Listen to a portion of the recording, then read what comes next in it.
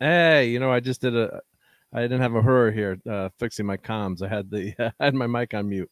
You think I've been doing this long enough, but welcome, Jill. Thanks for stopping by. Appreciate you being here. Yes, hello. Yes, this is great. I've been excited to have this watch party. Although I did go to the theater, but I still want to see it again. Yeah, it's so good. Yep, it gets the motion picture gets maligned unfairly. I think they call it the motionless picture, but the older I get, I don't know if that tells me anything. The more I love this movie. So I mean, Wrath of Khan is still obviously my one of my all time favorite movies, but this one has a special a special place in my heart. Absolutely, I think you're right about it getting better with age. Right, and especially we got Clobberin Times here. Awesome. Hey, what's happening? Hey, hey, What just in is time. the deal for? What? Hi, Yeah, Clobber. Hey, what's up, Jiller? just yeah, we got Motion picture here. yeah, motion going picture. on? Well, this was last minute. I apologize. I was thinking about doing it this morning. I wasn't sure what my plans were tonight, and then I got busy. I wanted to send out. Then I wanted to send out the notice. The last minute mark. But hey, we'll have fun, right? And How does this get work? So I'll put in the link into the chat, which is in there now. I'll put it in again. So we'll hop over to Cosme, but I figure we'll spend a few minutes here because I don't know how many people we've got in the chat right now. But we can talk about the movie for a few minutes. And Dork Knight, Al, what's up? We'll be watching some TMP. Anybody. Oh, Dork Knight's here. Awesome. Oh, there he is. Hey, Dork Knight. What's up, dude? So I don't know how many. If not, we'll just the four of us will enjoy the movie. So I'll share the screen. No, I haven't heard back from Raquel, so I don't know where she's at. These weeknights are tough. Yeah, weeknights are tough, and then usually I'm streaming with Toxic Tuesday night, but Nick is doing. I guess they're covering Gina's new movie, which I don't. Yes. I don't have a chance to watch. Yeah, that's coming out tonight. I think. Reviews tonight, I believe, right? Oh, yeah, because people have to watch it and then review it right away. I like to let it sit for a while and review it late. I understand. Something on the Prairie, like Little House on the Prairie, or Little House on the Prairie. Yep. That's it. Laura Ingalls Wilder, yeah, versus Gina Carano. Yeah. That's what it's a crossover. It's the battle of the century. Yeah. I don't know. Laura Ingalls was pretty tough cookie when she got older. What was her nickname on the show? Shortstop. What did her dad call her on the show? Was it Short Stuff? I can't remember. Michael Landon. Hang on 1 second. We have a message from Raquel. Let me check it. I'll be right back. Oh, okay, sure. Yep. So so let me share my screen here. Don't ask me about Little House on the Prairie. I didn't even read it. You didn't read it? No.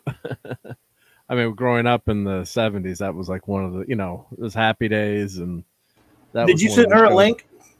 I thought I did in the Twitterverse, but let me put it back in. Let me send her a link. Yep, awesome. Let me grab. Follow the link that Mark's sending in Twitter first, and we'll tell you. Yep. Let me copy that to Raquel here. Could not be reached for further comment. Says they called her Half Pint. Oh, Half Pint. Thank you. Thank you. Yeah, I knew it was something short. God, I'm just losing. Right. It's gonna be another birthday this year, and it's just like the brain keeps getting. Hope everyone else doesn't echo like I do on that Konami thing. We'll find out, I guess. Yeah, we'll see what. What did that say when have you told Jill what we've been using it? What we've been using it for? Well, I don't know if we want to out ourselves for that, right? We've been watching some new show. That filth. We commiserate when we watch it. We watch it together. So. Well, that makes sense. I try to watch it if I have to watch it with my husband, but he's not as discerning as I am, so he doesn't hate as much as I do. So. Tell him to feel the hate, please. I do. I try to point out what's wrong and stuff. Embrace your hatred. Release your anger. Only your hatred can destroy me. So tell us how you really feel. Good. Sorry. Hey, Monkey Jeebus. And we've got Brandon Looney Tunes Fans 2008. What's up? Hey, Brandon. I don't know, Brandon. This is a different Brandon, probably. Yep. Well, hell. Yep. Hi, Brandon. and could not be reached, and Monkey Jeebus. Yeah, You so sent her a Monkey Jeebus. yeah, I did. I sent can't it on do the like on Raquel, the though. Twitters. Yep. So she should have it in Twitter. I can put it in the walkie-talkie one too. Let's see. Yeah. I don't know if she's got that one. I usually figure Twitter's easier, but Oh man. let's see here. Oh, who's that? Who, how it went. I just heard someone say, "Who's?" I don't know. That's why I say something. Oh, someone's in. Yeah, because we're in two places at once. Yep. So Dork's Somebody in, went to Konami. Yeah, so he's there already. Yep, we can. Okay. I don't have that link yet, do I? Yeah, Yeah, let me. it's in the top of the there. chat. Hey, Dork. Where? Yep, We're at in the chat. it's in the top. I'll put it in again. But Yep. you know I what? have to find you. You go on YouTube to get it, right? Yep. So Dork, we'll be joining you in a second here. Yep. I have to go to YouTube to get it. Yeah, you got to go. It's in the YouTube chat. I can put it in here. Yeah. You can put it in private. Yeah, I'll put it in there Perhaps. too. Yep. There you go. Okay. Yeah, I figure we join. There we go. Thank you, Joe. Chris Purser's watching Man with the Golden Gun. Cool. Not Yeah, my favorite of the Bond, even the more Bond films, but still, Christopher Lee, Brett Eklund. I mean, can't go wrong. Let's see. Can people change their names? I don't know. It's the first time using this Cosme, so I'm not sure how you can change your name on it. I'll figure it out. But we got 4 people in there. I don't know. Right I don't know now, if you can either. So we'll figure that out. So we'll go from we can mute ourselves on StreamYard once we go there. Yep. Hey Sherry, how's it going? Sherry, join us, Sherry. Here's Rock. So that must be Raquel, I'm assuming. That is Raquel. Yeah, it's me and Raquel. Can you hear me? Hey, we can hear you. Yep. How's it Okay. going? Did you want me to mute my mic or? No, that's okay. What we're gonna do is we're trying to figure this out. We got our communications officer here, which is good. So we're gonna mute everything on YouTube, and then we'll just go over to the Cosme app, which the link is in the chat, and I'm gonna put it in on YouTube again, just so everyone has that. I don't know if I can. You can also pin it. Yeah, I can pin it. Yep. So here, let me pin it. Once Yep. you click on it, we'll go in. Pin Normally, message, yep. Normally I stream it to my TV, to our TV from my phone. So I don't know if I can still do that while. Well, actually, what you could do is just go to the other app and leave StreamYard if you need to. Yeah. Okay. Yep, we can hear you. Yep, we I can see hear Dork you. Knight. Hey, Yep, dude. I can. I'm Hey, echoing. Dork. Yep. Are you echoing? Yeah, because I think we're in 2 places at once. It does it to me even when we're not, but go ahead. Yep. Because I'm on 2 places at once. So let me shut down. I'm gonna turn my mic off on StreamYard, guys. So everyone go to Cosme. Well, that's a good trial run. So we could do Princess Bride next. I think that would work. That was cool. Everyone And hearing us out there? And thank you to Jill for pointing out that I was streaming on YouTube. That would have been a nice. Would have been so good for my channel when it. Because I forgot that I was sharing my screen to show an article before about how they updated the special effects and things, and I forgot that I'd stopped the stream sharing, so it was going out to YouTube. Fortunately, it was only just like the overture of the space scene. So thank you for Jill. Yeah. Yikesels. Well, where's Jill? She was here earlier. Yeah. So Jill was. Jill, where you at? Where's Jill? Yep. and Raquel. Yep. Let's see if Raquel, where you at? Let me see if she's gonna come back. Yep. Might be. Let me type here. Do stuff.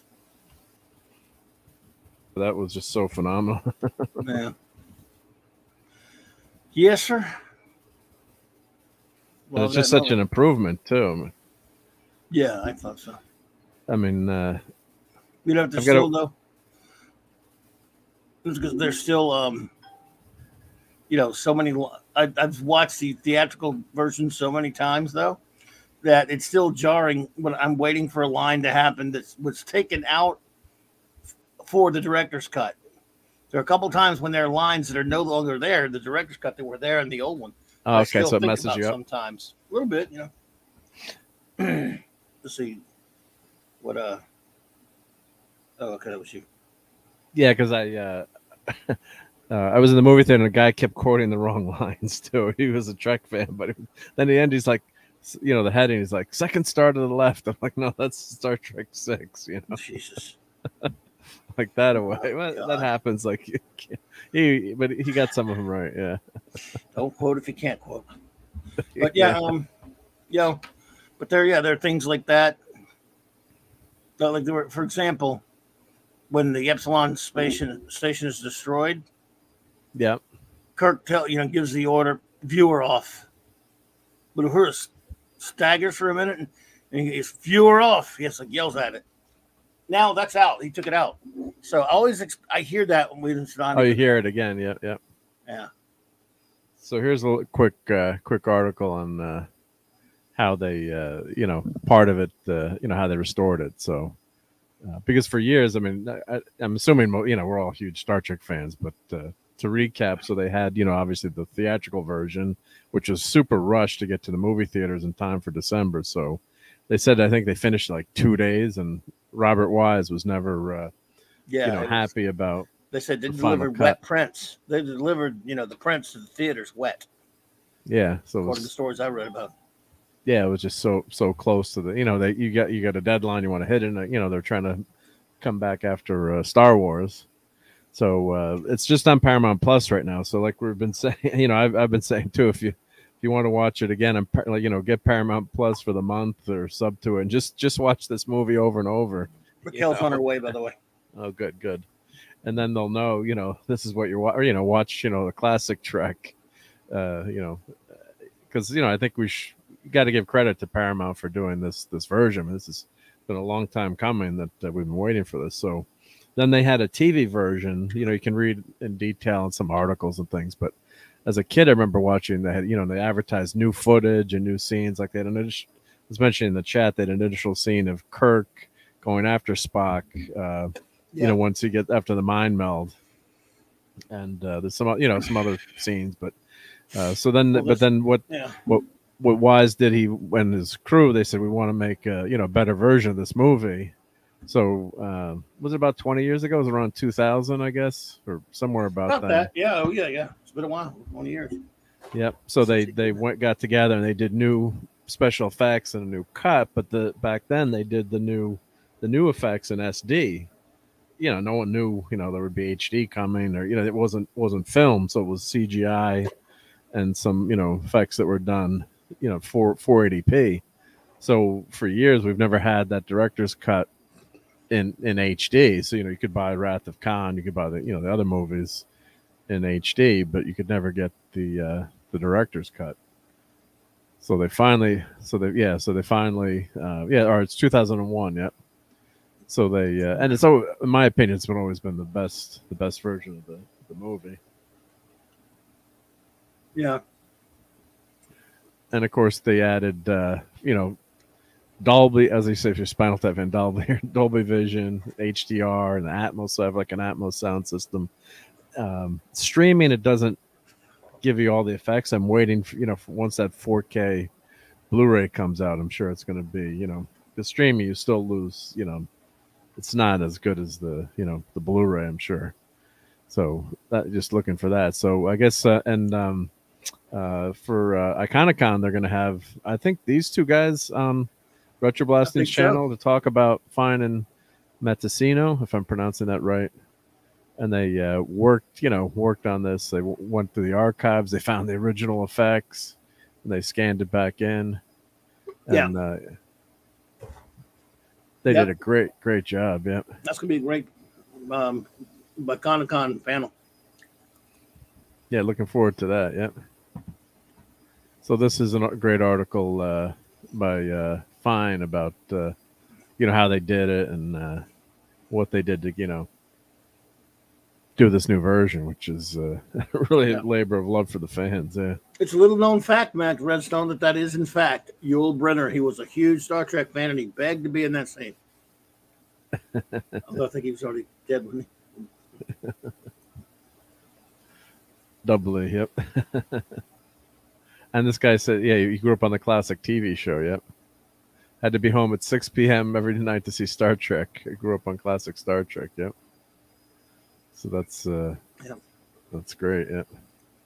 And of course, we got to see. You know, some of these articles had all the pictures, but you know, VG you finally get to see, and you know, with beautiful effects, and you finally see that full version. Just adds so much to the movie. I think the story is great, but it's you know, just makes it that much more enjoyable when you have that. So, yeah, so they're saying they added 100 new visual effects shots and took about 1,000 edits to tighten the film. Yep. Hey, Raquel's here. Hey, number one. You're gonna click. You click. I will, but every time I'm yeah. I didn't want to double click. Yeah, we double click, and then we did that a few times. I should stop doing that because to let you do it, but now we're in sync. Hey, yep. Hey, hello, Captain. How are you? All right. Pretty good. I just grabbed myself some snacks because I had some popcorn and M&M envy. Nice. Yep. All right. So I thought things went fairly well tonight, except for the fact that if people don't put their headphones in, I think we should just herd them all up and sacrifice them at dawn. Or you have to turn your mic off, I think, right? Yeah, you got to turn your mic off. Yeah. I turned my mic off the whole time. Yeah, turn your mic off. You know what happened, Raquel? I think when I left I have Bluetooth headphones. So I think when I went to get my popcorn, it messed up my computer audio. Like then it was searching because I was out of range for a second. And then so I think that might have been it. And then one time I think I clicked the screen by accident, it messed it up. But now I know. So, but no, that worked. I thought that worked pretty. How was the picture? If you did stabilize after a while, or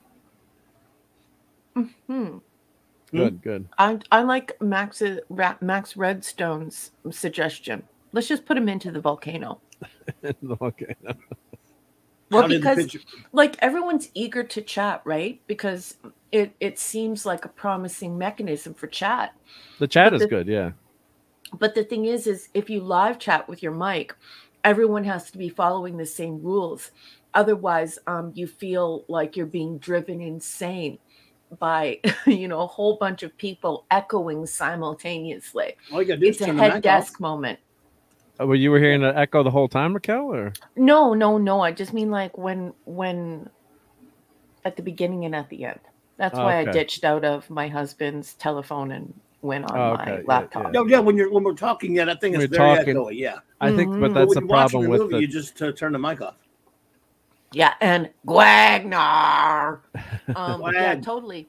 The picture fluctuated wildly throughout the movie for me. It did. The picture quality, sorry. Yeah, totally. It totally did. And what's really weird is with that particular app that I've never used before. Otherwise, I could tell you why it's doing that. But when you mirror with it, it retains the sound in your Android device rather than projecting the sound in the mirror signal. It didn't go through it, right? Yeah. Yeah. So yeah, a little. I mean, it's not perfect, but I mean, I thought it was pretty good. Well, it's fun to be able to, the quality is not the best, I'm sure, but it's fun just to be able to hang out and chat and Well, I've been watching that movie since it came out, so the magic of it was being able to watch it with all of you, and that is an exhilarating experience because you're hanging around with your friends. It's like we all decided to rent out the local old timey theater and just show up there and watch a movie together. So I thought it was magical. I loved it. Oh, it's a lot of fun. Yeah, I'm glad. I was nervous that wouldn't work. And TMF, you heard that as well. Okay, I just thought it was I thought it was me because I was annoyed, but there wasn't there? Oh, maybe someone had their mic on maybe someone had their mic on by accident. That could happen too, because people aren't familiar with that app. So be sure to let people know that the mic is, for me, it was in the top right. You could turn the mic on and off. Yeah, that's right. Easy enough. Yeah, I wonder if as the host, if I could turn, like you can mute people. But other than, I didn't really hear. A couple of times I heard a click, but I just assumed that was the interwebs. I've heard it too. Yeah, it's like just somebody very quietly mumbling through the last third of the movie. Weird. So, Yeah, but I have really good hearing, right? Growing up in a Oh, band that's probably and why. stuff. Yeah, I didn't hear that. Yeah. Mm-hmm, yeah. But TMF heard it, and so did Pop Culture Republic. Okay. Okay. Well, we'll airlock them next time. Yep. Yeah. Yeah, you know what I mean? Or at least put them in the brig for a little while. Yeah. So, but what did you think of that version? That's the first time I you've thought it seen was that? incredible, and these altered scenes where they've been improved or added in, but are greatly improved, were mind blowing. I'm sorry for the dogs No, talking that's in the okay. background. That's don't worry. Yep. That was Bones complaining about the sick bag. Yeah. Max, I love you, Max. Yeah, Pop Culture Republic. People always talk during the movie. The thing I love about Trekkies, though, is it's usually dialogue. And so I'm one of those horrendous people that says the dialogue in the theater, but You mumble it to yourself. I do. You know what I mean? It makes my family want to move away from me in the theater, just sort of get their distance from me.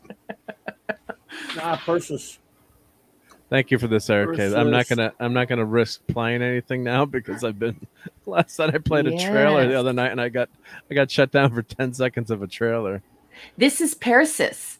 And this is when she had Jean and several others, got together and said, okay, well, we'll insure you because, when you shave someone's head, there is a chance that it will not grow back, like trauma to the follicle and so on and so forth. So this is they had tried bald cap after bald cap after bald cap. And she was just like, okay, but I need insurance. And so they insured her, and then they shaved her head. Well, that's pretty, especially back then, people are a lot more understanding now too. I think with people that are, are bald or shave their head, or, it's obviously much more unusual for a woman, but I think people are, much more understanding these days. So, but especially back then, I mean, this is, today guys shave their heads all the time. So it's not as big a, Michael Jordan, I think, was the first person that started that, but part of the mainstream, obviously famous bald, Telly Savalas. But I think when MJ did that, then a lot of people followed suit. But this is got to be pretty traumatic. I mean, for someone, especially a woman with long hair like that, a pretty woman. Yeah, well, to pull off the Sinead O'Connor, it's something else. I mean, yikes. But I mean, I actually think that when she was bald, it showed how beautiful she was. Yeah, she didn't need hair, right? Yeah, she did not need even a tiny bit of hair. And obviously, in India, there are different religious sects that shave the head bald. So for religious reasons. So I mean, it must have been really scary for her. But I mean, she is a ridiculously gorgeous woman, like just absolutely gorgeous, and taking that risk. It was. I think she's amazing. Yep. No, very pretty. Yeah, and she had great performance too, in her voice too. Mm-hmm. Yep. This or Megaforce. Yep, Uncle Fester. Yep, Jackie Coogan. Yep. Well, I like Max Redstone's comment. The Yul Brynner insurance. Yeah. Don't be dissing she's on gorgeous, Yul. though. Yeah. Don't be dissing on Yul now. Guy was a great actor. Mm-hmm. But yeah, super scary to get right down. I mean, oh. And then you have to keep shaving, I guess, too, right? Or I mean, they use a skull cap, right? Actually, I believe you have to do the straight razor, so you don't cut the head. So basically, they shaved her down military style so that she just had the stubble. And I believe if they were looking to make sure that they didn't damage her scalp or harm her hair follicles and cause irreparable damage or even nick her head, I'm pretty sure they would have to use a straight razor, to maintain that. But they tried. Pardon? Did she grow it back later? Yes, it all came back, thank goodness. And I think it was very reasonable for her to ask for insurance. Oh yeah, because that would change her career forever, right? And like Eric K look, was she's crying saying, there. she was Miss India, and I concur with that. I believe she was Miss India, but she was something else. She was even more than Miss India. But incredibly, incredibly beautiful woman. Jealous of Alice. Who loves you, baby?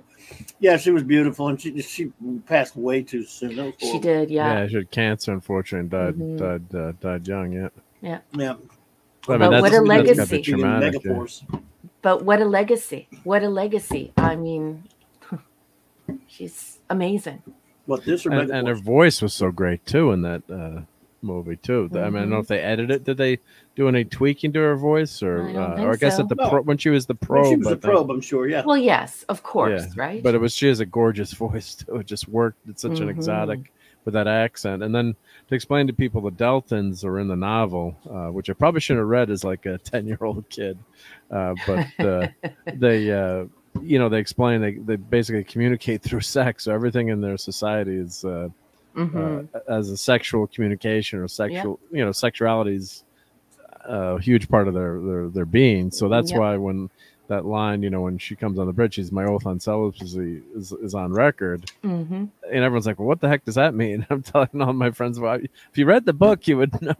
I'm not going to read the book. Read books. I think this is why you have to push past like good science fiction and well-wrought stories in any genre.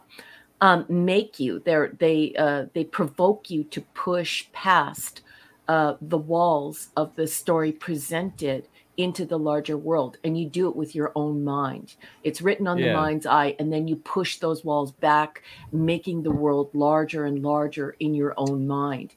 That's when you have reached the sweet spot in writing. And so I like that they included that.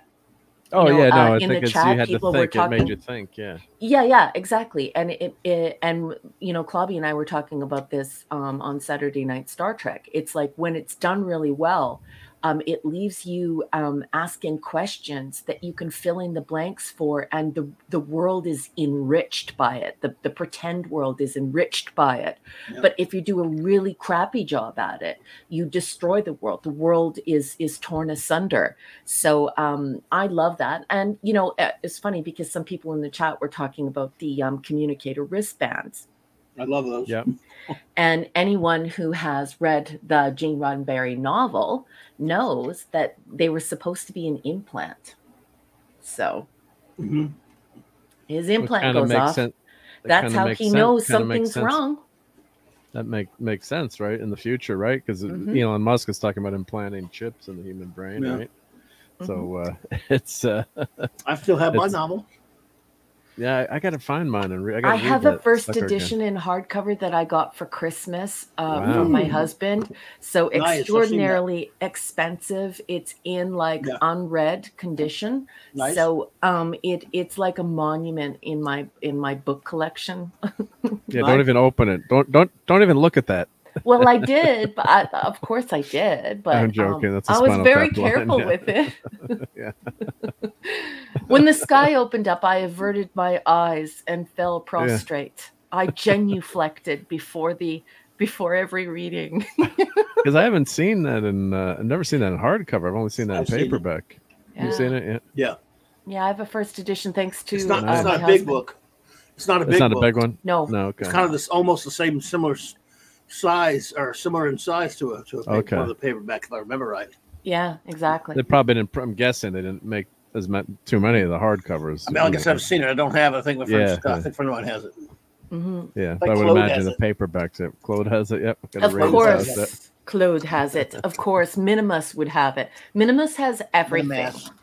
I believe that Minimus is a librarian, and he's just a big liar pants. He just gets on here and he shows I bet you he is a librarian at a science fiction place somewhere. He's pretty much got a lot of stuff. I tell you that, comics and others. Yeah. Mr. A to Z. Oh yeah, I got very little compared to that.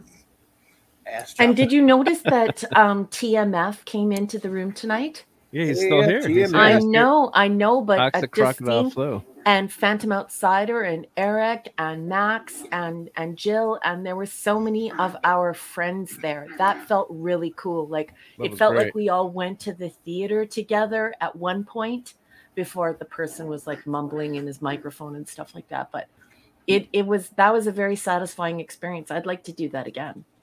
That was a lot of fun. Yeah, I'm glad. And it was a last minute thing. Sorry, and thank everyone for being here. Normally I was, get these things out earlier so people knew, but everyone, there was no Toxic Tuesday this week. So and I should have posted this morning, but I wasn't sure what my plans would be later till tonight. So I'm glad everyone stopped. But the plan came together. It worked. So. Yep. And it was nice that for some people who don't know as much about Star Trek as we do, it was nice to be able to fill in the blanks as those questions came in and be able to just answer instantly. And that felt really good. I really liked that, talking about how Leonard Nimoy knew that the Kolinar would have had a profound impact on his behavior, and he would be distant at the outset of the film and drawing nearer and then having this experience and then realizing that he had made the right decision not to fully purge, because if he would have fully purged, that now he's at Sarek's level, right? Sorry, the puppies are very... No, they're good. They're good sound effects. Yep. Hey, you'll get thrown in the RM brig. Leave it to Max to create something wonderful out of that. I love you, Max. Oh yeah, and Gwagnar was there. I love Gwagnar. A lot of people, even Steve, Maddie's daddy, popped in for a second. Even though he doesn't like the movie, he came in and say hi. And, so there you go. How does he not like the movie? Did he fall in his head? He calls it the motionless picture. Did he choke on corn as a child and lost air to his brain? Let's just be honest. A lot of in the majority of people like to goof on it and call it the motionless picture, and don't like it. It's nowhere near as well liked. Sorry to interrupt. TMF is headed out, so. Yep. So just 1 second. Yeah, and I if you've known me long enough, I am a last minute mark.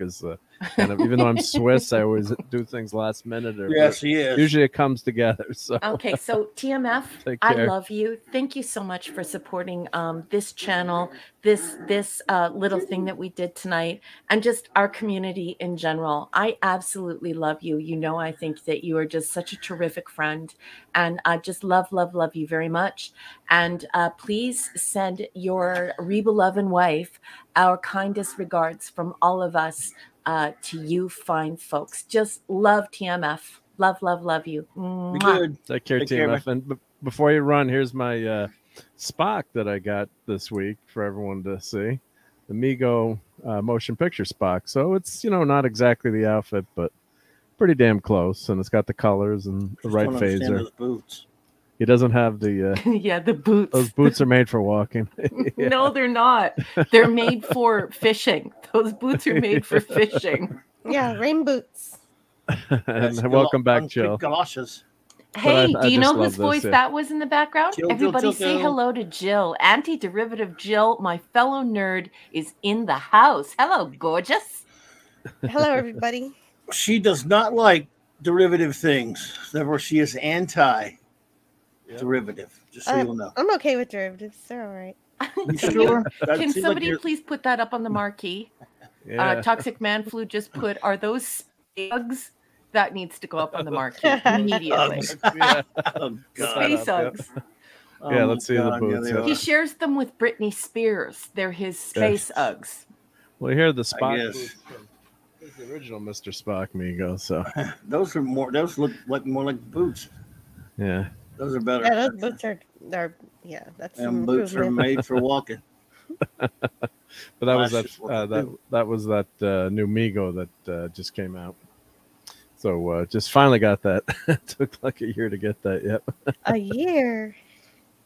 Or 8 months, yeah, something like that. Yeah, with the supply chain problem. So it was a special edition. Every week they would come out with new 2 new characters from Mego, and it's through Topps. I don't know what the agreement was, and they did about 15, 16 different figures, and then all of a sudden it ended. But I was glad I should have bought Wharf. The Wharf looked awesome too.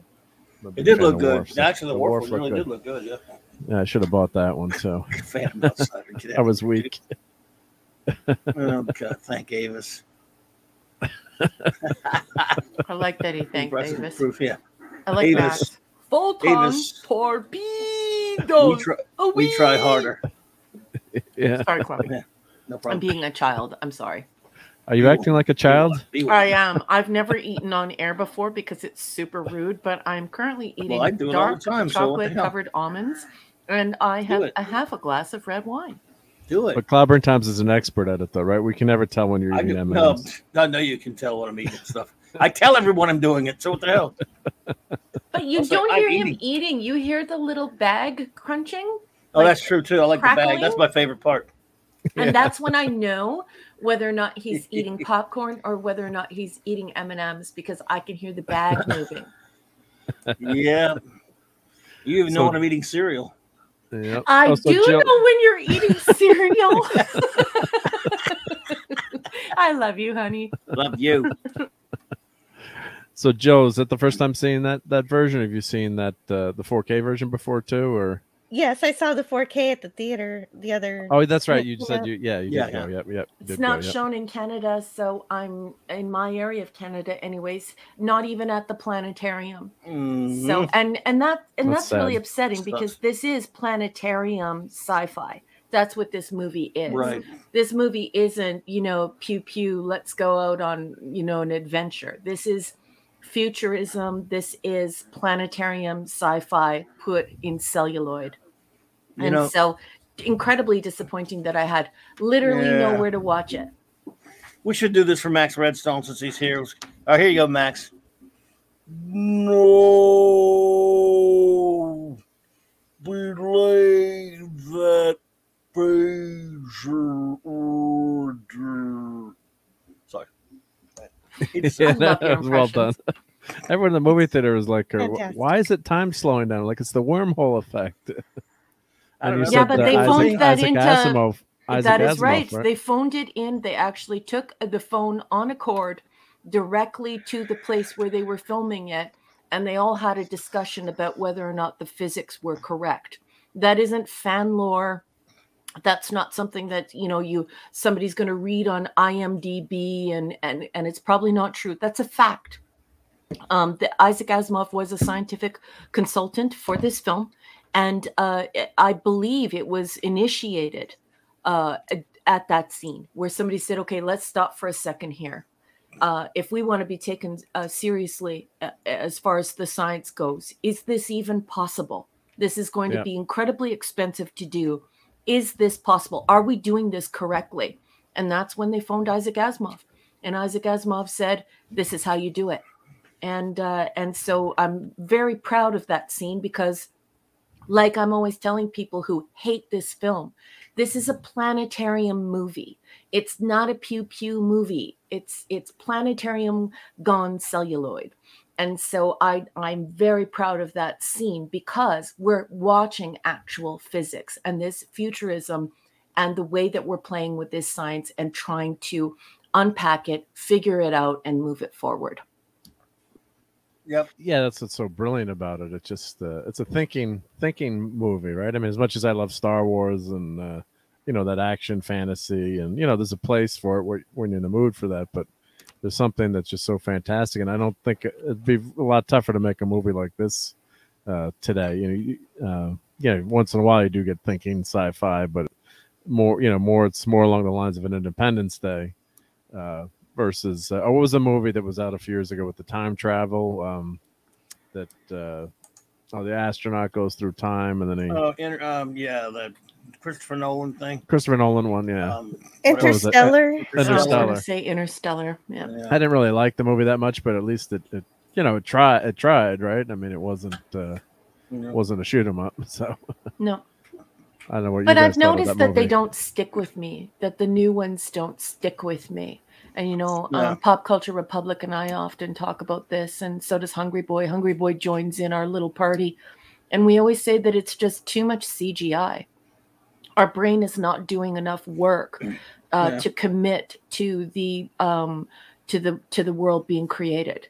And so we don't commit it to memory. So they're just not as good to me. I don't know. How do you feel, Clobby? Same deal, man. I can't really think of one that stuck with me. Anything recently as far as just like another just an ordinary science fiction film. Yeah, I mean CGI. No, I can't think. I'm trying to think. What was the last movie I was really impressed by? No, I can't think of one in this century. Yeah, it's like CGI is great. Don't get me wrong. Okay, no, it's fine. love CGI. It's just the thing is that you can have too much of it. I mean, it's almost like discovering bacon. Sure. Well, it's like you can't eat bacon 24 hours a day or you die. You have to bring some life into your diet. It can't just be bacon, bacon, bacon. I mean, according to my dogs, it is just bacon, bacon. I may test that theory. No, actually, it fits one type of film, though. In other words, it's perfect for superhero films, whether you like those or not. It's beside the point. We've gotten to a technological level where that superheroes, because of such crazy, fantastic ideas, can look great because of CGI. Whereas other things like science fiction, even if it is just Star Wars or even if it's Star Trek or whatever, you don't have to use as much CGI because you can still use a lot of practical effects and model work and other stuff. Superheroes, you got to have the CGI. There's absolutely no two ways about it. But other stuff, you don't need it as much. Yeah. Of course, they do CGI now because it's cheaper. Well, it's cheaper, so that's why they go that way. Yeah, because they screw over the poor CG artists and don't play them any damn thing. Yeah, I mean, but Superman the movie, obviously, which is one of your favorites, all our favorite. Of course they were able to get it done, but it cost a lot more. I'm sure if they tried to, or the technology is probably is lost too. I bet, the craftsmanship and the skills to do all that work. Some of it gets lost over time, right? All that model making work, it'll never go away totally, but I think that's going to slowly disappear, and everything's going to be digital. But what I think too, they're guilty of, in general, I'm generalizing, but when you've got those tools and you could add so much to the scene, like George Lucas, in Star Wars, when they redid them, like that one scene where the I think is it in 2 or 3? It must be 3 in Jedi when the Millennium Falcon flies out through that new Death Star, and then they've got like 14 different spaceships going around at the time. It was the most starships or spaceships, special effects at one time, and practical effects. It took them months and months just for like that 5-second clip. I don't know if anyone remembers that scene, or that there's like 1 million spaceships on the screen. But now with CGI,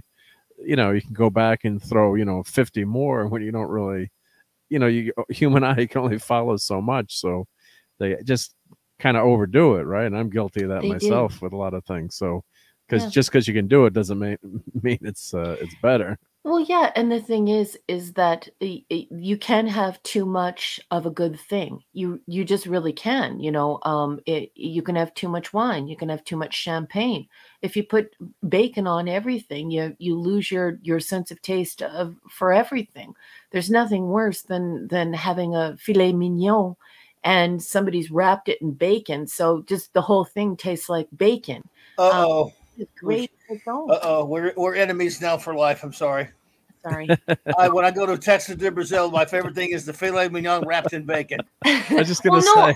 No, I like it too. But I do like it. I can't have it all the time. Like I'm somebody who loves cheeseburgers, but I have to tell you that if I have like a pure like chuck burger mixed with a bit of pork in it, I am definitely the kind of person where I don't feel like I want to spoil it with bacon and cheese.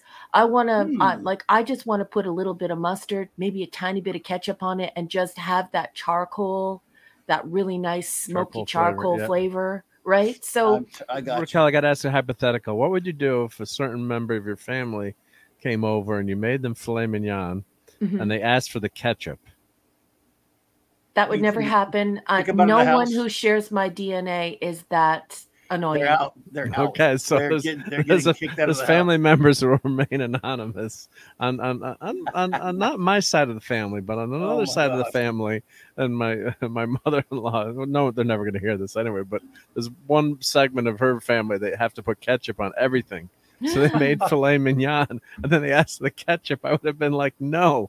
I'm like, here's some ground beef if you want to put ketchup on. It's like, yeah. you're not putting to ketchup tell on you my the truth, filet mignon. I think I could have put ketchup on quite a few things in the 1970s. But I'm not sure nowadays that there is any call for ketchup, except for, scant few things, because ketchup is completely different than it was when we were young. We've adapted to the new taste of ketchup, but ketchup is like Coca-Cola now. It's all sugar, and it wasn't like that before. Before it was sort of, Right. it More had tomatoey. it tasted like tomato and like browning ingredients, and it was more like an A1 steak sauce or an HP steak sauce. And so when people were putting ketchup on things back then, I mean, I could understand it. Now it's like it's brighter than a stop sign, red, and it's all sugar. So I don't know, like, do you want to put sugar on a steak? I think my answer would be no, and possibly shin kicks. Don't put sugar on my steak. I'm okay with sugar in a meatloaf. Oh, gross. No, brown sugar. Oh, brown sugar. Well, brown Okay, sugar's not brown that sugar. sweet. Okay. Yeah. Okay, I get that. I don't but like yeah. meatloaf that much. Do you, though? My mom, when she makes it, I'm like, ugh, I'll eat it, but I'm like, I don't know, man. Why meatloaf? I'm tired of it. It makes me feel bad. It needs Ritz crackers. It's I've had good Wow. meatloaf before, though. Yeah, there's no, there's it's good good. recipes. It's just But if you have it too much, not my right? favorite. Nah, I'm with Clobby. I mean, I had good. sea It's bugs edible. tonight, Clubby. Ugh. Yeah. It's like red beans and rice down here. It's a tradition. It's good. I like it. In New Orleans, if you don't eat that every Monday night, some people think you're a demon from hell. But I like it okay. But when my mom makes it, I'm always like, oh man, it's good, but I'm gonna feel like crap for 2 days. Sorry. Well, because those red beans, you got to raise them to a Red beans and specific rice. temperature in a specific shit. window. Otherwise, good now. it could have an explosive effect. But here's the weird thing about it. I always go, I don't feel like it. But when I eat them, when I sit down to eat them, they're damn good.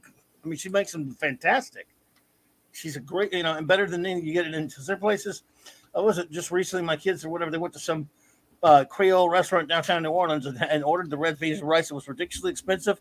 And my son said, my God, it's nowhere near as good as, speaking his grandmother, my mom. Not even close. Oh, I love that. That's good to She's hear. Yeah. But the thing is that I also love that mud pie that Clobby loves. It's possibly my favorite dessert of all time. Oh, Mississippi mud. Oh Yeah. my! But if I ate that every day, so I would like it if Hollywood would. Circling back on what we were talking about, I would love it if Hollywood would just learn that less is more, and that we do have imaginations, that we're not stupid people. And, the vast majority of fans who are interested in science fiction, and even the fans who are interested in science fantasy, these are people who read, and many of them are well read, and we're reading for genre, we're watching for genre, and we would definitely like a little more respect and a little bit more room to be impressed, instead of just the constant pew pew pew pew, fight, and all this CGI. Right. Something real has to happen, right? Well, that's where I think the Orville gets it right. They do practical effects, they do models in addition to CGI when they need to. Yeah. Use it when they need it. And the thing is, again, they're not a pew pew type show anyway, and yet they're good at it when they have it. Yeah. The creature suits. You were showing those pictures today on your show, Jill. So if anyone's missed Jill's Orville review show, you can go back and watch it. I was gone today, Jill. I wish I could have. Yeah, I've been super busy, but I'll put it up, honey. But be careful if you watch the show that you've actually seen the episode, because I spoiled the hell out of it. Oh, okay. Well, that's all right, honey. We've all seen it here, but yeah. Oh, by the way, just one little point about that, Raquel. So I've had people ruin Mississippi mud before. How? Twice. at least people, because some jackass. Now, what's right? She's not married to my nephew anymore, so I can talk bad about her. With 2 different events, including as early as last Thanksgiving, and she's supposed to be the graham cracker crust at the bottom. Mm-hmm. Some idiot put pecans in the crust. I hate pecans. I'm the only person on the planet that hates pecans. Hate them. And if But don't you like don't put pecans. pecans in the crust of that pie. You don't put pecans. I don't like pecans that much. Only graham crackers. They're too sweet. But they do it. And that was when I remember I'm about to eat it. Said, "Oh, they know I have pecans." "Oh, Uncle Mike, you might not want to combine it with pecans." I said, "It's Mississippi Mode. It doesn't have any pecans in it." Yeah, No. the crust does. I'm like, "What?" Oh man, No, it doesn't. I went insane. Well, not the kind I've had anyway. Most people don't, but I guess some idiots do, and they should be probably.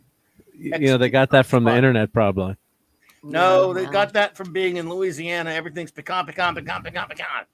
I mean, they have pecan trees. People like go out there during when they fall off the trees and pick them out and sell them by the bushel, and people love pecans. And I can't stand them. Yeah. Well, that's why I love pecans, because when I was a kid, it was a snack. I could just go to a tree and I hate there's. But don't put them in my Mississippi mud crust. Oh, yeah, don't So do that. I've never heard of Mississippi mud. I could look it up, but what graham is it? cracker crust at the bottom, right? Then you have cream cheese layer, chocolate pudding layer, and then the icing and frosting layer. Dark chocolate pudding layer, and it's just no, we don't do dark. unbelievable. You can Have do it that dark, with a cup of coffee. Pudding. Oh my gosh! We use milk chocolate. It's so satisfying, so sexy. Look at how dark that chocolate is. So we always end up on food on this channel somehow. That's happiness on a plate. No, I right love there. it. I love it. No, I love it. We make a big, gigantic one. A couple of big, like every. We have it at Christmas. We have it at Thanksgiving. Oh, it looks good. That's Feature's next evolutionary state, is being able to taste. And no damn pecans. Well, look like pecans on the top here, Clobberin Times. I really screw you, Captain. Did you put pecans on my Mississippi mud? Imagine a Gorn destroying a Mississippi mud. Like you just put the mud pie in front of the Gorn and just watch the Gorn go Gorn. Yow. Oh, it looks good though, yeah. Actually, we make pudding. My son loves pudding pie, which all it is just graham cracker. Like you buy the crust and you put pudding and then whipped cream or Cool Whip, and then you can put grandma does like crumbled cookies or something sometimes. Like that's my son's favorite, cake or pie, whatever you want to call it. So like for his birthday, he's like, "Don't make me anything fancy. Just make me the pudding pie." We're just a little bit not exactly. You see that one that you're showing? That's actually got the. You can either put the chocolate into the cream cheese, or you can actually instead of doing the whipped cream on top, which is so sexy. I mean, you want to lick your fork, put the whipped cream on top, but. Many people have made the chocolate whipped cream and they put a chocolate mousse on crap top. on the top of that there. That's not the traditional way. Look at that garbage on the top. Yes. Take total garbage on the top. Yeah. Other than that, that's exactly see that right there? Except for that pecan drivel on the top. That's it one. But those idiots, I guess they probably just stopped putting that on the top because of me. And because I haven't seen but putting it in the crust is unforgivable. It's bad enough on the top. It has absolutely no business in the crust whatsoever. Yeah. I think they probably do it so it looks, you got something looks better, quote unquote.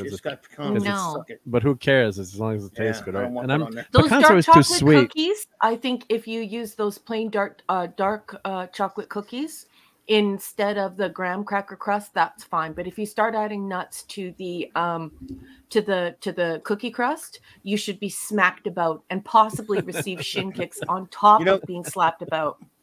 My hatred of pecans led for my mom to accidentally create a whole new brand of candy that's only for me. When she used to make these, pralines. Pralines. Well, obviously, by definition, they have to have pecans in them, but they're very sweet. But not.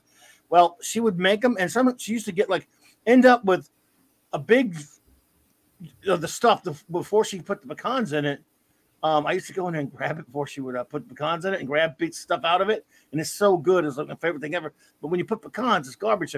I used to like get her to make pieces of it without pecans in it. And I love them. She won't do it for me anymore because it's pure sugar anyway. But I mean, it's the pralines, but the pecan, of course, they turn into crap. But without that, they're just like the sweetest, most incredible thing. So she used to, for a while, she'd make me a batch and managed to make the pralines. It stops being pralines without the pecans, but whatever you want to call it, it didn't have a name. The pieces, she'd do that for me, but she stopped doing that years ago because she thought it was not good for her. Look at this abomination. With Somebody's made raspberries. it out of raspberries. Raspberries. This That's person should be taken out into the street and flogged. No raspberries on our Mississippi mud pie, right? That ain't right. And That's someone a put flogging right someone there. put marshmallows on My it. fault for bringing us back to food. I'm sorry. No, we love it. This was We Sunday Night love Geek here. it. They're like, when's the food segment? Well, my favorite. This is my favorite dessert. Baskin Robbins, not dessert, but Robbins Well, it's Just starting listen off to it. promising. butter 32 flavors. and chocolate. If I can type and spell it. This is my favorite ice cream. Has it got nuts in it? No, just peanut butter. That is the greatest That's thing. my just about favorite. ever, That's yes. my favorite flavor That is- ever. All that That time. is Brilliant. fantastic. That's the best ever. So for my birthday They're not the Friday, I'm only going to one go that buy makes a it. couple of quarts of that. So Oh, wow. There you go. and I'll do some jogging that day. But the first time I went to Baskin Robbins, my mom would never take us because you buy ice cream in the grocery store for $1.99 back then. And we went to Baskin Robbins with a friend and a mom, and I'm like, it's like, what flavors do you want? I'm like, there's 32 flavors here. We're at home. We have chocolate, vanilla, and strawberry, which I hate. And I'm like, oh my god! And I'm like, 32 I love flavors. peanut butter. I'm like, so I got peanut butter and chocolate, and pralines and cream, which was not that good, but the peanut butter and chocolate was like, oh my god! I'm like, Mom, I just had the world's best ice cream. Why don't we ever go to Baskin Robbins? She's like, it's too expensive. Don't ever expect me Yes, to it take is. you there. So, Funny. but that's By the my way, they say pralines down here. By the way, I say Pralines, pralines because I know you guys wouldn't know what I was talking about if I said pralines. Well, The you're pralines, actually yeah. free to say it however way you would like, because as a matter of fact, I'd if rather you never look have to say into the linguistics, if you look into the etymology of praline or praline or pecan or pecan, it is my understanding that folks in the South are saying it correctly because it is an indigenous word that regards the plant or the tree or whatever it comes from. So it is likely I'm more apt to side with the Southerner on the pronunciation of things that are grown and used in the South. Yeah. Because people start these grand internet wars, but if you look at the etymology of these words, they're usually First Nations, Aboriginal people, Indigenous people, and it's from their language. That the names of the trees and the different plants from where these things come from. So I think it's totally cool, and you say it whatever way you want, baby, because you're probably right, and we're likely wrong. I don't know. I can tell you some pretty screwed up pronunciations by people down here that I'm embarrassed. They're embarrassed the hell out of me. Like, okay, well, how do you think you should pronounce the word toilet? I think that's the way you should Toilet. pronounce it. Down here, Toilet. it's the toilet. Toilet. Oil. Hail Keto Say- Sapoy, Dustin. Keto, hey. He stopped by for Star Trek stream and he got talking about food. But Say the this word is- oil. oil. Well, up in New York, some people say Earl, I guess, but here it's Oil. oil. They say Oil. oil. Oil. We're gonna change the oil in my car.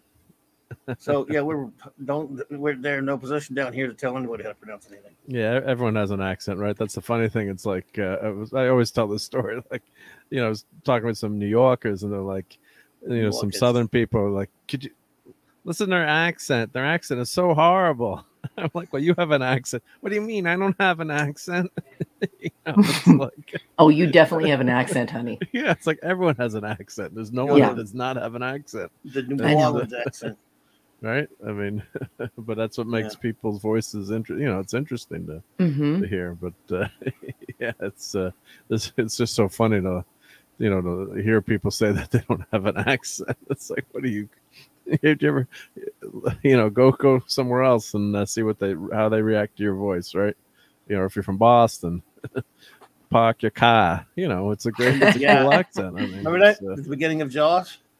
So Yeah. you're in Rhode Island now. They talk like Boston. She goes, okay, they're in the yard, not too far from the car. And Rhode Island has a different accent than Boston too. They do. So, I have friends who are from Rhode Island.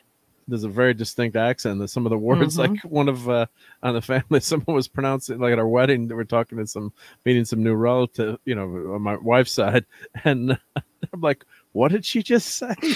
I'm like, and they're like, I'm like, this is the next state over. It's not like it's, you know, it's not like you're talking, you know, from here to Louisiana.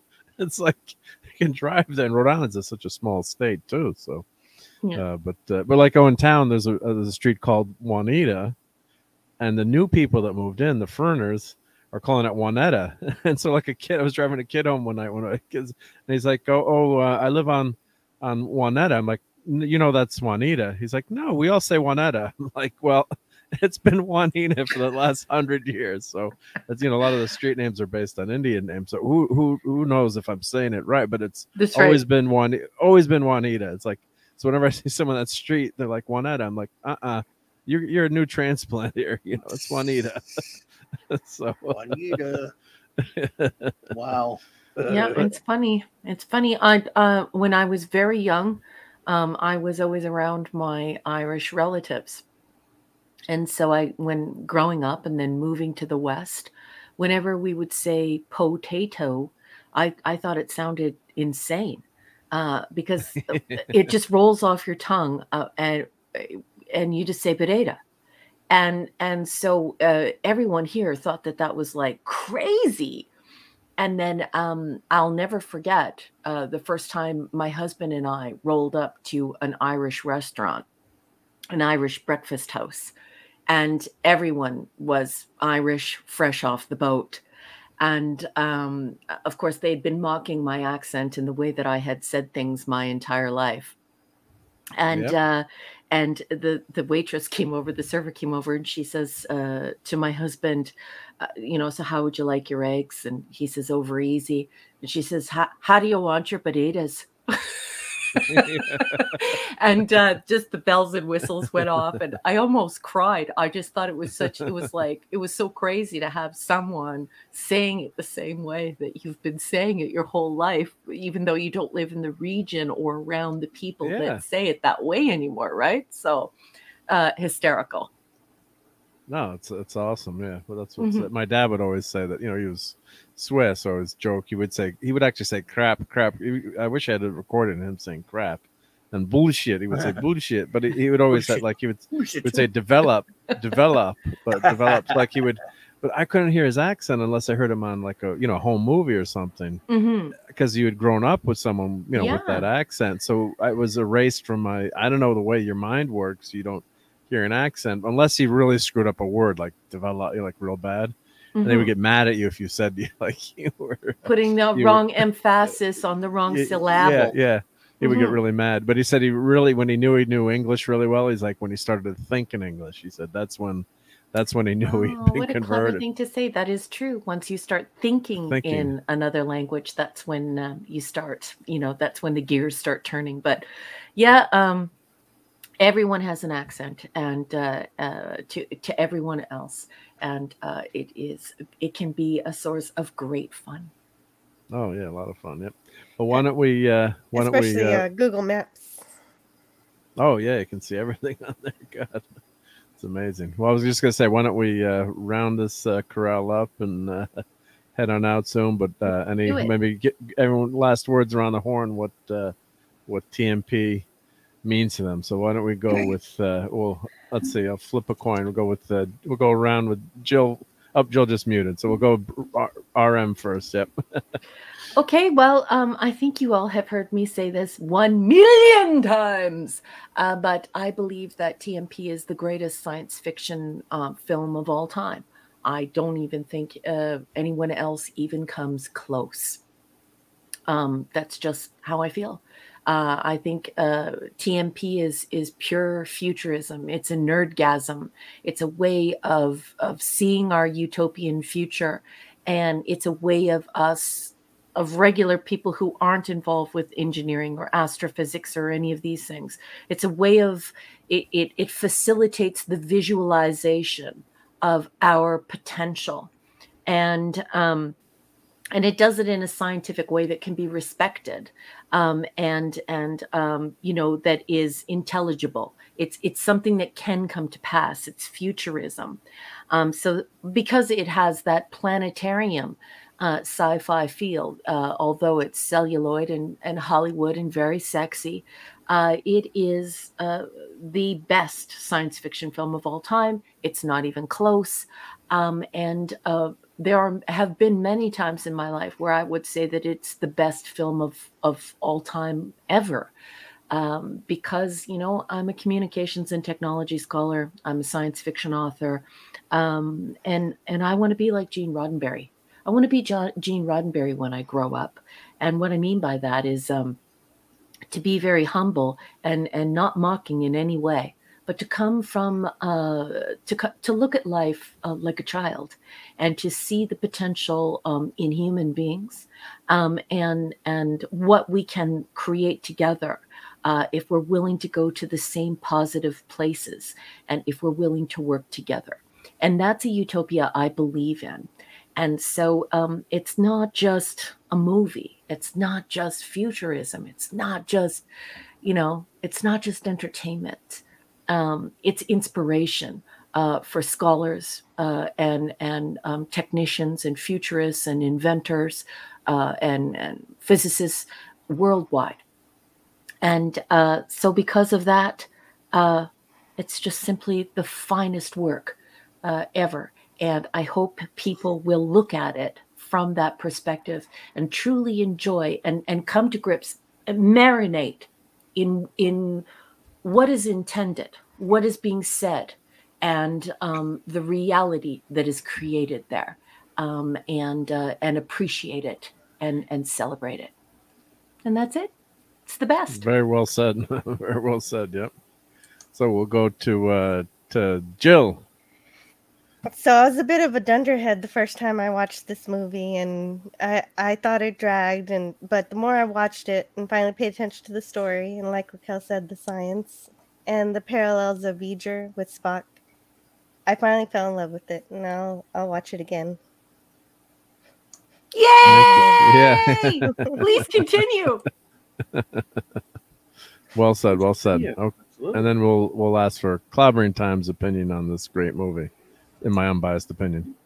Well, it is what I owe all my love for Star Trek to, because I never got to see the show that much before it was released. And I started seeing the ads in the back of Marvel Comics, as I tell that story often, in 1979, and bought the Marvel Super Special adaptation, and just could not put it down. I mean, we could look at that art now by Dave Cocker with Klaus Janson, but I didn't know much about Trek at that point. I only seen it a little bit, so I'm reading that thing over and over again, just enthralled by the story and the art, and I couldn't wait to see it. And I finally got to go see it at the theater, and went as many times as I could in 1979. And right at that point, we were just getting one of the first VCRs. They started running Star Trek again, and they brought it back. And of course, I knew it was a TV show. I just didn't know. I didn't get to see it that much before that.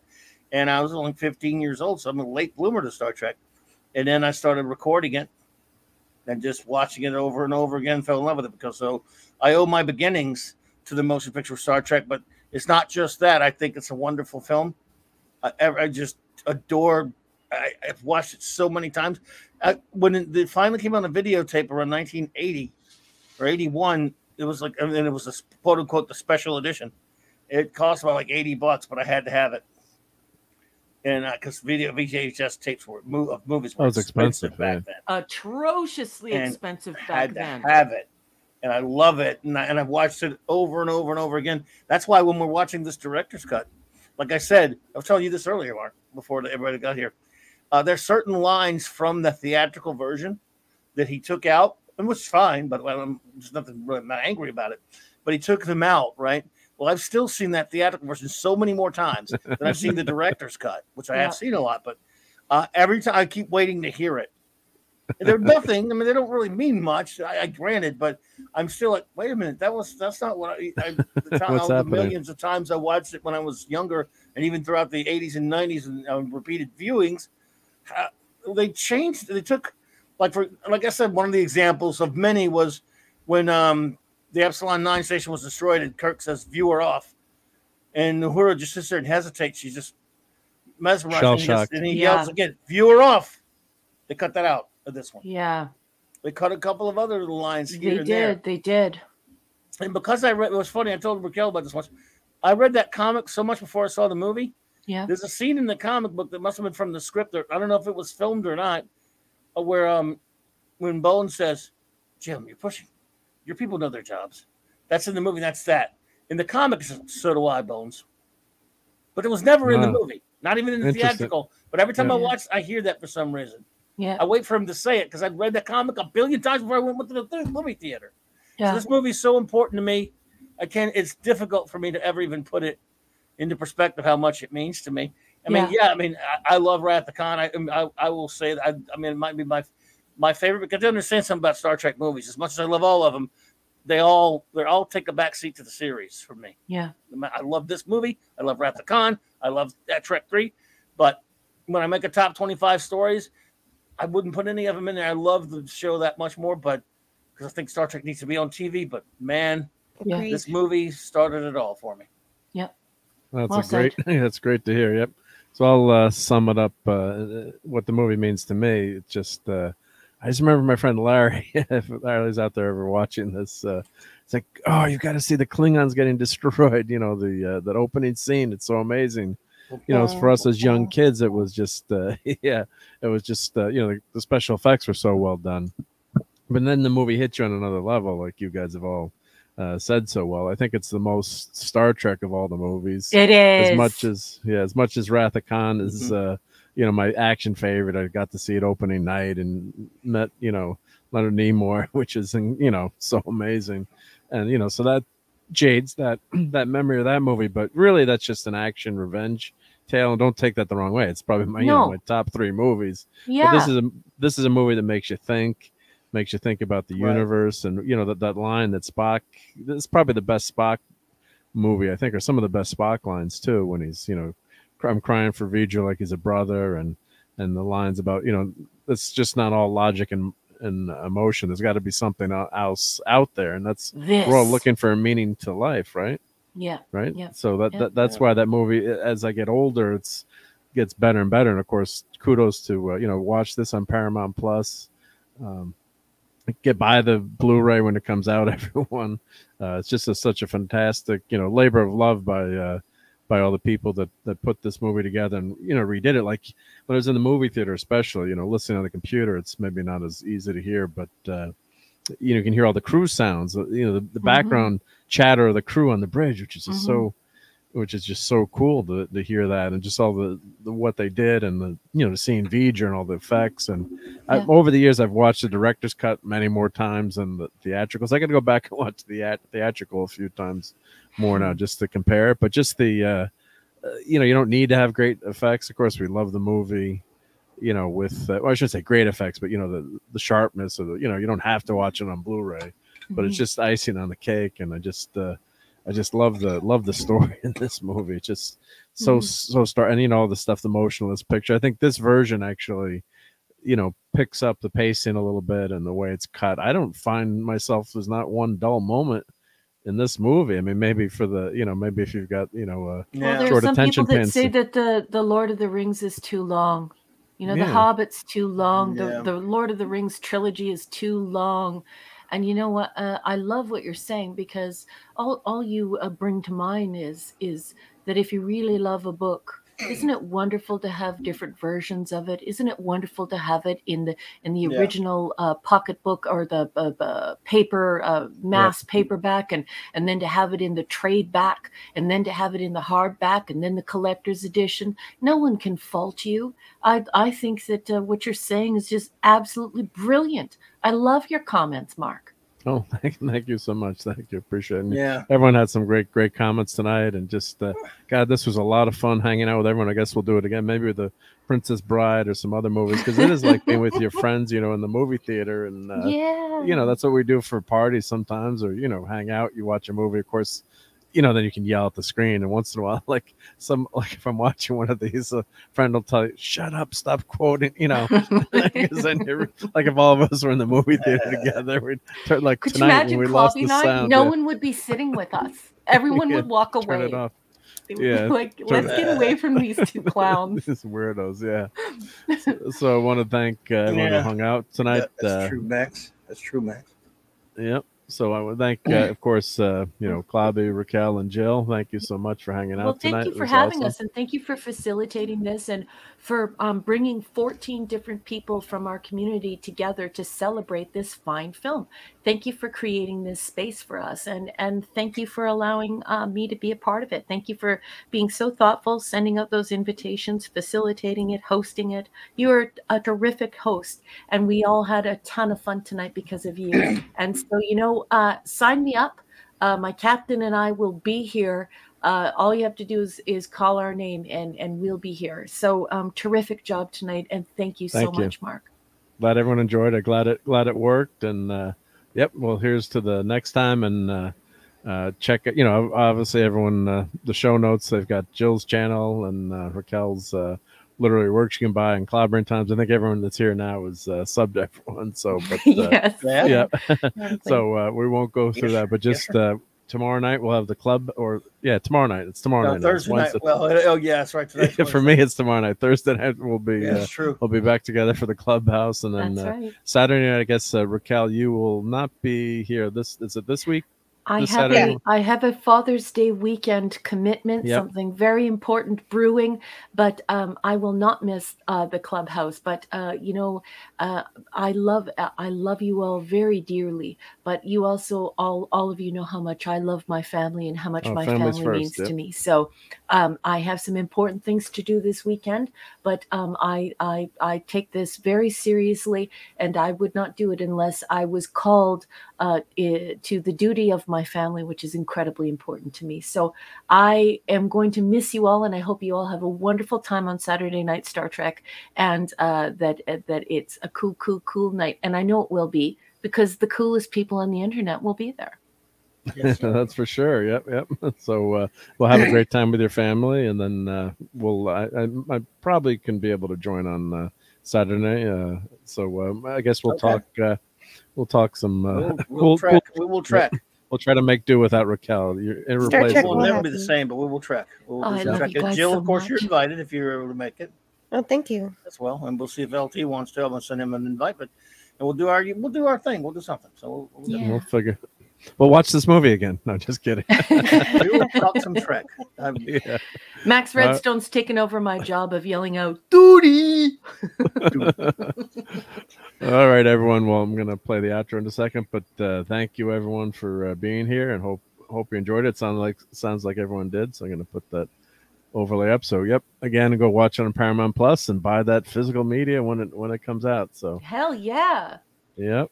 Take care, everyone. Gotta have that. Yep. That's the only way to get in Canada, I guess, right now. Down the road. Yep. Yeah. On the other side of the galaxy, Canada. Take care, everyone. Thank you. It's 106 miles to Chicago. We got a full tank of gas, half a pack of cigarettes. It's dark, and we're wearing sunglasses. Hit it.